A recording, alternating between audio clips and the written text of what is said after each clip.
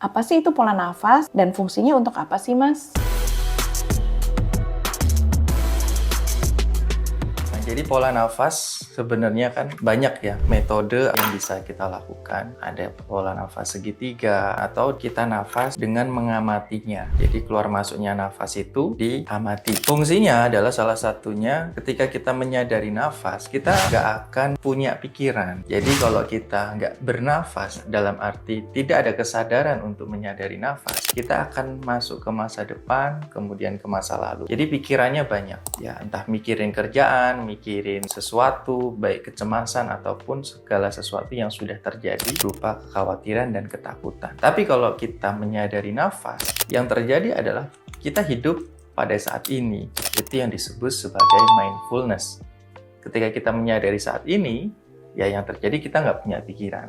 Kita cenderung lebih enjoy, lebih menikmati segala sesuatu yang terjadi, apapun itu. Mau itu hal yang baik, mau itu hal yang buruk, kita nggak lagi melabeli itu. Karena segala sesuatu yang terjadi sudah benar adanya. Itulah yang disebut sebagai keikhlasan. Nah, jadi orang kalau nggak bisa ikhlas, ya salah satunya masih ada emosi yang digenggam, sehingga emosi itu yang membuat dia jadi terasa penuh di sini.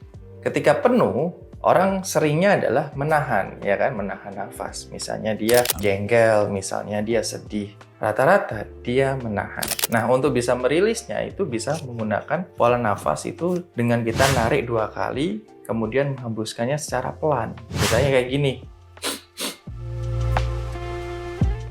Nah, itu kayak gitu, bisa dari hidung ke hidung atau dari hidung ke mulut. Jadi dengan kayak orang nangis itu sesegukan gitu.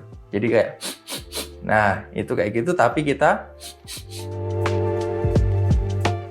nah, dengan cara pola nafas seperti itu, yang terjadi adalah kita jadi ngerasa lebih plong, lebih enak di batin kita, di dada kita ini. Karena kalau kita menahan terus, kemudian oksigen nggak lancar, nah yang terjadi adalah emosi itu jadi makin menguat di sini. Nah, ketika emosinya menguat, yang terjadi kita jadi bisa lepas kontrol. Mungkin kita melakukan sesuatu secara tidak sadar. Nah, itu yang sering terjadi dan akhirnya timbul penyesalan. Oke, mungkin itu saja. Bisa next lagi.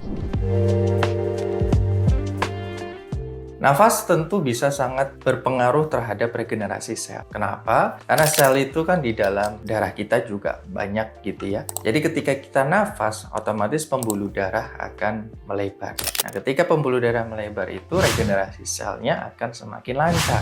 Orang kalau dia jarang olahraga dan dia juga jarang untuk olah nafas, yang terjadi adalah pembuluh darahnya sempit dan akhirnya tersumbat. Biasanya hal itu terjadi selain dari faktor tadi yang berupa biologis, ada juga faktor psikologis dan fisiologisnya. Misalnya nih, kamu kebanyakan keinginan, banyak hal-hal yang pengen kamu dapetin, tapi nggak kesampaian atau belum tersampai. Yang terjadi adalah kamu menahan, kamu memendam keinginan itu. Ketika keinginan itu lama-lama akhirnya menjadi kuat, dan mungkin kamu udah nggak mikirin, tapi masih ada tetap di dalam hati kamu, yang terjadi kan dia akan menghambat di dalam. Artinya secara aliran darah kamu, aliran energi kamu jadi nggak begitu lancar. Makanya rata-rata orang yang banyak keinginan cenderung darahnya itu bermasalah. Bisa darah tinggi, darah rendah, kemudian nyerangnya ke kepala, kemudian nyerangnya ke fisik kamu. Itu bisa sangat memungkinkan. Jadi perpaduan antara olahraga, olah nafas itu udah sangat penting sekali untuk meregenerasi sel dengan lebih baik. Ya salah satunya contoh ketika waktu aku ngajar, seringnya adalah ketika aku ajarin cara bernafasnya dengan tepat gitu. Yang tadinya mungkin dia cepet capek, kemudian sering sakit, kemudian dia mungkin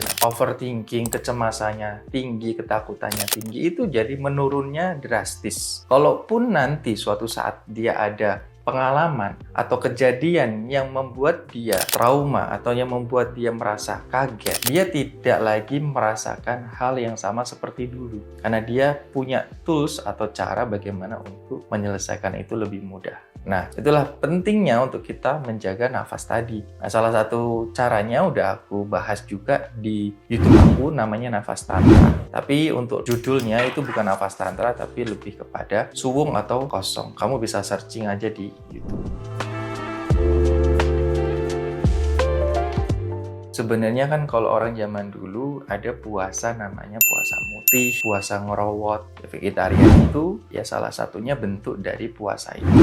Namanya vegetarian itu kan kita tidak memakan hewani. Artinya kita kalau secara tradisi zaman dulu, kalau puasa ngerowot itu kita hanya makan buah-buahan. Kalau kita puasa mutih kita hanya makan yang berupa putih-putihan. Putih-putihan di sini bukan berarti gula gitu ya, tapi lebih kepada rasa yang hambar. Nah, tujuannya adalah supaya kita bisa mensucikan batin kita atau hati kita dari angkara murka. Jadi ketika kita melakukan itu, melakukan puasa seperti itu, yang terjadi adalah kita jadi mengikis sifat angkara murka. Kalau secara yang rawat tadi, kita mengikis sifat hewani. Jadi ketika dihubungkan dengan vegetarian ya sebenarnya sama-sama bagus karena itu juga bentuk dari pola puasa. Bedanya kalau kita puasa ngerawat atau mutih itu kan ada jam-jam tertentu. Tapi kalau vegetarian itu 24 jam. Artinya kita menjauhi atau menghindari daging-dagingan, kita lebih kepada nabati. Jadi akan sangat berdampak sekali terhadap sel tubuh kita dan mengikis yang namanya sifat hewani, angkara murka di dalam diri. Kemudian dari pengalamanku itu fisik jadi lebih ringan, jadi lebih enteng. Itu yang terjadi ketika kita melakukan atau jarang mengkonsumsi hewani. Kalau untuk pemula itu puasa jenis yang mana sih yang disarankan? Untuk pemula itu bisa kita lakukan dengan cara misalnya ya, kita satu hari itu hanya makan buah-buahan. Jadi tidak memakan makanan yang lain. Itu juga bisa. Jadi kita coba satu hari dulu. Bisa yang rawat, bisa yang mutih. Atau kalau yang modern ya kita vegetarian tadi ya. Jadi nggak langsung kita nggak makan daging, tapi lebih kepada mengurangi. Bisa juga omnivegan. Omnivegan itu kita makan ikan masih, makan telur masih, kemudian mungkin minum susu masih, tapi kita tidak memakan yang bertulang belakang atau hewani berupa kuda, sapi, kambing, kerbau, dan lain sebagainya, ayam, ya, bebek itu dihindari, yang bertulang belakang dan yang ada sumsumnya itu dihindari. Mulai dari situ dulu, dirasain dulu sekitar 1 minggu, kemudian kalau sudah 1 minggu udah dirasain kok enak ya gitu di badan, atau mungkin kok rasanya nyaman, ya lanjutin. Tapi kalau dirasa kok nggak cocok, ya nggak usah dilanjutin. Karena memang setiap pola itu kan punya pribadinya masing-masing ya, beda-beda gitu. Tidak bisa disamaratakan harus seperti itu. Jadi kalau memang kita cocok, nyaman, lakukan. Jadi tes dulu, seminggu lah gitu ya. Kalau udah oke, baru lanjutin bisa sebulan, lanjutin lagi 6 bulan, lanjutin lagi setahun. Kayak gitu. Berawal dari sehari dulu, 3 hari dulu, 7 hari, dan meningkat seterusnya. Itu teman-teman bisa melakukan seperti itu.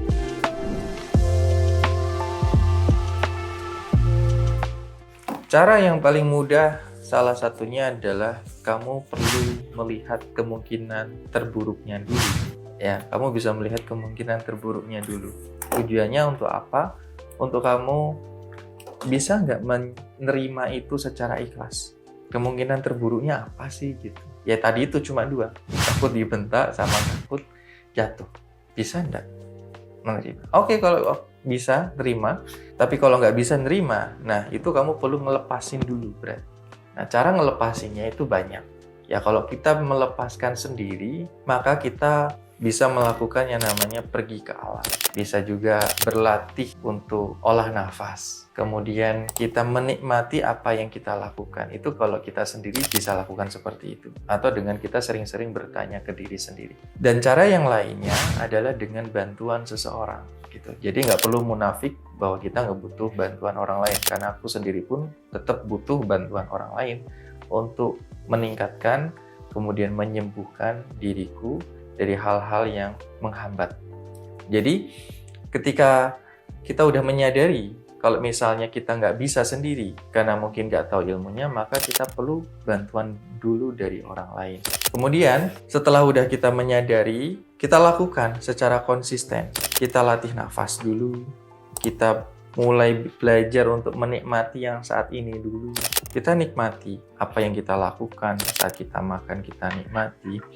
Saat kita menonton sesuatu, biasanya lebih mudah menikmati. Nah, itu di situ yang perlu dipahami lagi.